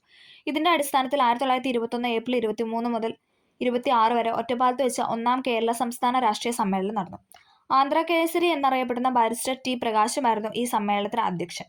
അപ്പം 1-ാം കേരള സംസ്ഥാന രാഷ്ട്രീയ സമ്മേളനത്തിന് ആദ്യത്തെ അധ്യക്ഷൻ എന്ന് പറയുന്നത് T. പ്രകാശമായിരുന്നു. അദ്ദേഹം ആരാണ്? ആന്ധ്ര കേസരി എന്നാണ് അറിയപ്പെടുന്നത് അല്ലെ. ആന്ധ്ര കേസരി എന്നറിയപ്പെടുന്ന T. പ്രകാശൻ. ഈ സമ്മേളനത്തിന് അധ്യക്ഷൻ. തുടർന്ന് തിരുവിതാംകൂർ, കൊച്ചി, മലബാർ പ്രദേശങ്ങളെ ഉൾപ്പെടുത്തി കേരള പ്രദേശ് കോൺഗ്രസ് നിലവിൽ വന്നു. ജവഹർലാൽ നെഹ്റുവിന്റെ അധ്യക്ഷതയിൽ ചേർന്ന പയ്യന്നൂർ കോൺഗ്രസ് സമ്മേളനത്തിൽ സ്വാതന്ത്ര്യത്തിന് ശേഷം കേരളത്തെ ഒരു പ്രത്യേക സംസ്ഥാനമായി പുനഃസംഘടിപ്പിക്കണമെന്ന പ്രമേയം അവതരിപ്പിച്ചു. 1947 കേളപ്പന്റെ അധ്യക്ഷതയിൽ തൃശൂരിൽ ചേർന്ന ഐക്യകേരള കൺവെൻഷനിലും സ്വാതന്ത്ര്യപ്രാപ്തിക്കു ശേഷം ആലുവയിൽ വെച്ചു ചേർന്ന ഐക്യകേരള സമ്മേളനത്തിലും ഐക്യകേരള പ്രമേയം പാസാക്കി. ഇതേ തുടർന്ന് 1949 ജൂലൈ 1 തിരുവിതാംകൂറിനെയും കൊച്ചിയെയും സംയോജിപ്പിച്ച് തിരുക്കൊച്ചി സംസ്ഥാനം രൂപീകരിച്ചു. അപ്പം തിരുക്കൊച്ചി സംസ്ഥാനം രൂപീകരിച്ച എന്നാന്ന് ചോദിച്ചാൽ എന്നാണ്? 1949 ജൂലൈ 1. PYക്കാണ്, ഇമ്പോർട്ടൻ്റ് ആണ്. 1949 ജൂലൈ 1.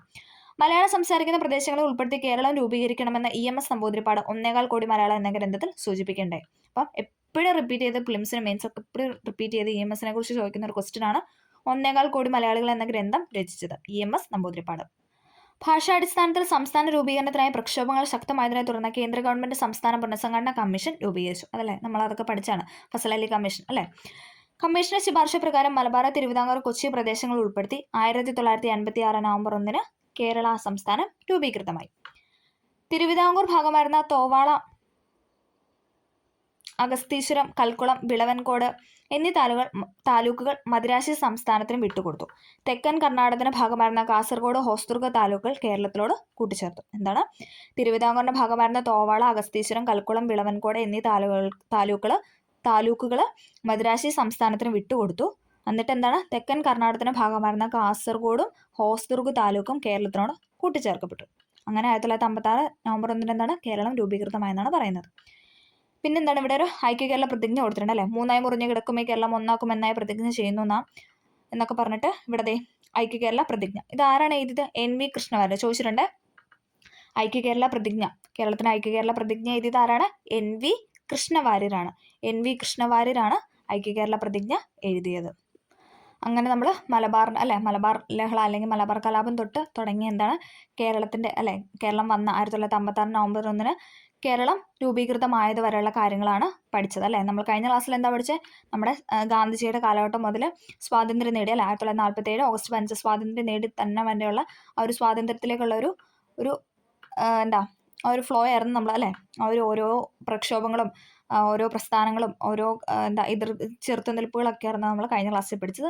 ഇതിൽ നമ്മൾ കേരളത്തിൻ്റെ കാര്യങ്ങളാണ് പഠിച്ചത്. ഓക്കെ, നോക്കിക്കേ. കേരളം ആധുനികതയിലേക്ക്. യൂറോപ്യന്മാരുടെ വരവ്, ആദ്യകാല ചെറുത്തുനിൽപ്പുകൾ, സാമ്പത്തിക മാറ്റങ്ങൾ, സാംസ്കാരിക സാമൂഹ്യ രംഗങ്ങളിലെ മാറ്റങ്ങൾ, ദേശീയ പ്രസ്ഥാനം അല്ലേ. ഇത്രയും കാര്യങ്ങളോട് കൂടെ കാരണം നമ്മളെന്താണ് കേരളം 1956 നവംബർ 1 കേരളം നിലവിൽ വന്ന കാര്യം വരെയാണ് പഠിച്ച് നിന്നേക്കുന്നത്. ഓക്കെ, അപ്പോൾ എല്ലാവർക്കും ഈ വീഡിയോ ഹെൽപ്ഫുൾ ആയെന്ന് വിചാരിക്കുന്നു. ഹെൽപ്ഫുൾ ആയെങ്കിൽ തീർച്ചയായും ലൈക്ക് ചെയ്ത് സബ്സ്ക്രൈബ് ചെയ്യുക. എന്തെങ്കിലും ഡൗട്ടോ കാര്യങ്ങളോ ഉണ്ടെങ്കിൽ കമൻ്റായിട്ട് രേഖപ്പെടുത്തുകയും ചെയ്യുക. അപ്പോൾ ഓക്കെ, താങ്ക്